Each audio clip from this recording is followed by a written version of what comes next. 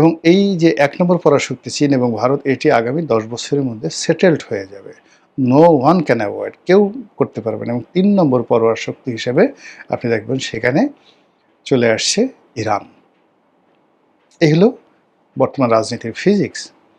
তো সেই ফিজিক্সের ক্ষেত্রে আমরা ভারতকে মনে করছি বগাসবো, কিচ্ছু না। আমাদের জন্য হাওয়াই মিঠাই। আমরা ইচ্ছা করলে দিল্লি দখল করতে পারি, গাজাওতল হিন্দ করতে পারি। আমাদের সেনাবাহিনীর মধ্যে এখন যে নতুন ৪টি ইউনিট করা হয়েছে ৪ জন খলিফার নামে, এই ৪টি কোম্পানি, এক একটা কোম্পানিতে গড়ে ধরেন ১০০ জন করে সৈনিক থাকে। তো ভারত দখল করার জন্য ৪টা কোম্পানি যথেষ্ট, কেননা ওখানে আল্লাহর রাসূলের ৪ জন বিখ্যাত সাহাবার নাম সংযোজিত আছে।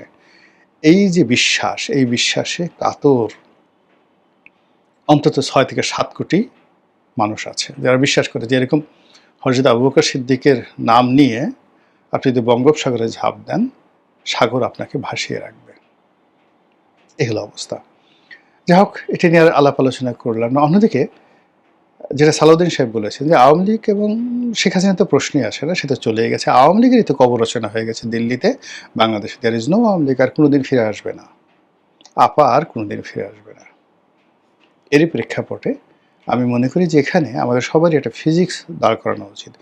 ভারতকে নিয়ে আমাদের আসলে ফিজিক্স দাঁড় করাতেই হবে। আমাদেরকে স্বীকার করতে হবে হু ইজ ভারত। আজ ভেনেজুয়েলা, আপনি গিয়ে দেখেন আমাদের মতো মানে রাষ্ট্রের চাইতে ক্ষমতা, বিত্ত, বৈভবে ভেনেজুয়েলা এখন কোন পর্যায়ে আছে। আপনি গিয়ে দেখেন মেক্সিকো, সেই মেক্সিকোর আকার, আয়তন এবং আমাদের চাইতে তাদের অবস্থান কোন পর্যায়ে আছে। এরপরে যান ব্রাজিলে, মেক্সিকো, ব্রাজিল, চিলি ধরেন ছোট দেশ, ইভেন আর্জেন্টিনা। এই যে ল্যাটিন আমেরিকার দেশের বাইরে আবার তাদের প্রতিবেশী কানাডা। এই রাষ্ট্রগুলোর সঙ্গে প্রতিবেশী রূপে আমেরিকা আসলে কি আচরণ করছে, সেই তুলনায় ভারত আমাদের সঙ্গে কি আচরণ করছে। এই রাষ্ট্রগুলো অর্থাৎ ল্যাটিন আমেরিকার যে রাষ্ট্রগুলো, যেগুলো আমেরিকার চারিদিকে আছে, ইভেন এখন ইউরোপের বন্ধুদেরকে টিটকারি করে যে ধরনের কথাবার্তা ডোনাল্ড ট্রাম্প বলছেন, ইতালি যারা একসময় সারা পৃথিবী শাসন করতেন, রোমান সাম্রাজ্য, holy Roman empire, more than 1000 years ruled around the world, সারা পৃথিবী শাসন করেছে। এবং দ্বিতীয় বিশ্বযুদ্ধের সময় তারা অক্ষর শক্তির দ্বিতীয় অংশ, জাপান তৃতীয়, হিটলারের পরে যেটার নামটা আসে সেটা হল মুসোলিনি। সেই মুসোলিনির যে ফ্যাসিজম, সেই ফ্যাসিজমের ভিত্তি করে এখন বর্তমান যিনি ইটালির প্রেসিডেন্ট রয়েছেন, মানে ইটালির যিনি এখন প্রেসিডেন্ট, তো প্রেসিডেন্ট না প্রধানমন্ত্রী আমার ঠিক এই মুহূর্তে মনে আসছে, যে ভদ্রমহিলা, সেই তাকে নিয়ে বলা হয় ইউরোপের সবচেয়ে এই মুহূর্তে পাওয়ারফুল যে কজন লোক আছেন, তার মধ্যে জার্মানির যিনি চ্যান্সেলর রয়েছেন তিনি, এবং এখন ইটালির এই যে ভদ্রমহিলা যিনি আছেন মেলানি। তো এই যে মেলোনি, ট্রাম্প বলছেন যে মেলোনি আমার সাথে ছবি তোলার জন্য পাগল হয়ে গেছে, অনেক হাতে পায়ে ধরেছে, তারপর আমি ছবি তুলেছি। তো বুঝেন যে ঠাট্টা কাকে বলে। তো সেই তুলনায় নরেন্দ্র মোদী আমাদেরকে নিয়ে কী বাজে কথা বলেছেন, কি করেছেন বলেন। ডোনাল্ড ট্রাম্প যে কাজগুলো করেছেন তার কি করেছেন, অথবা পুতিন তার আশেপাশে যারা প্রতিবেশী রয়েছে, একমাত্র চীন ছাড়া তার আশেপাশের অন্য সব প্রতিবেশীর সঙ্গে, চীন এবং রাশিয়া, চীন এবং ইরান ছাড়া তাদের সাথে পুতিন কি আচরণ করছেন, তার 1000 ভাগের 1 ভাগ আচরণ তো মোদী করেননি আমাদের সঙ্গে। আবার ওই সমস্ত রাষ্ট্র যে শক্তিমত্তা দেখিয়েছে, যেটা ধরেন চেচেনিয়াতে সে দেখিয়েছে পুতিন, যেটি এখন ইউক্রেনে দেখাচ্ছে, তারপর ট্রাম্প যে শক্তিমত্তা দেখিয়েছে ভেনেজুয়েলাতে, তো সেই রকম যদি ঘটনা নরেন্দ্র মোদী বাংলাদেশের সঙ্গে দেখাতে চায়, কয়জন যোদ্ধাকে আপনি পাবেন? আপনি বাংলাদেশের কোনো মানে গর্ত খুঁজে পাবেন না, সব গর্তের মধ্যে দেখবেন যে প্রাণী ঢুকে গেছে। এরকম আছে, সবাই আমাদের দেশে বড় বড় কথাবার্তা বলে। আমাদের দেশে তো যুদ্ধ একা হয়নি, 1000 বছর বাংলাদেশের ইতিহাসে বহুবার আমাদের দেশে যুদ্ধ হয়েছে।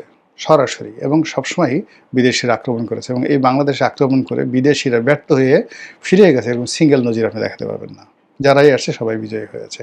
কাজেই ভারতের যে ফিজিক্স, ভারতের যে অবকাঠামো, ভারতের যে অবস্থান, এটা আপনাকে আগে অ্যাসার্টেন করতে হবে এবং রাষ্ট্রকে নিয়ন্ত্রণ করতে হবে, তার জনগণকে। আদারওয়াইজ আমরা শুধু ইনভাইট করতেছি। সেকেন্ড থিং হলো শেখ হাসিনা ৬ কোটি মানুষের নেত্রী।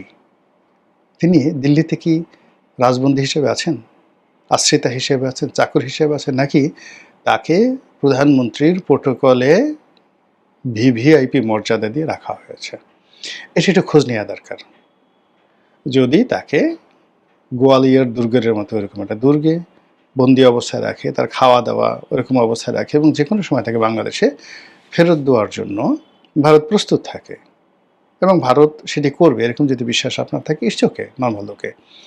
কিন্তু যদি তাকে দালাই লামার মতো সম্মান দেওয়া হয় বা তার চেয়ে বেশি দেওয়া হয়, যদি তাকে সোনিয়া গান্ধীর মতো বা অমিত শাহের চেয়ে বেশি প্রোটোকল দেওয়া হয়, তাহলে শেখ হাসিনার দাফন হয়নি, আওয়ামী লীগের কাফন হয়নি। একটা শক্তি বাংলাদেশের ভিতরে আছে, ৬ কোটি মানুষ, অর্থবিত্ত ক্ষমতা, তার সঙ্গে ভারতের মতো একটা পরার শক্তি একেবারে লেগে আছে। আপনি চিন্তা করেন যে যে হিট আমেরিকা করেছে ইরানের উপরে, যদি রেজা শাহ পাহলভীর একটা সংগঠন থাকতো, রাজনৈতিক দল থাকতো আওয়ামী লীগের মতো, আপনি কী পরিস্থিতি তৈরি হতো বলেন তো? ভারত যদি আমেরিকা যে কাজগুলো ইরানের সাথে করেছে, তার ১০০ ভাগের ১ ভাগ বাংলাদেশের সাথে খালি জাস্ট শুরু করে, আপনি আওয়ামী লীগের যে সমস্ত লোক গর্তে বসে আছে, তারা কি বসে থাকবে? তারা কাকে কাকে চুমা দেবে? একটু বোঝার চেষ্টা করুন।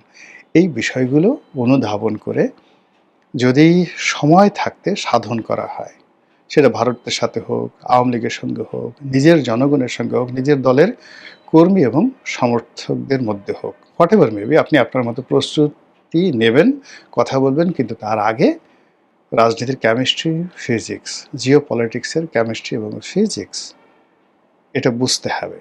আর এটা যদি না বুঝেন, তাহলে আপনারা সবাই বিপদে পড়বেন, আমরাও বিপদে পড়ব, দেশ বিপদে পড়বে, এবং মহান আল্লাহ আমাদের সবাইকে সেই বিপদ থেকে যেন রক্ষা করেন এবং আপনাদেরকে হেদায়েত দেন, এই প্রার্থনা করছি। আসসালামু আলাইকুম রহমতুল্লাহি ওয়া বারাকাতুহু।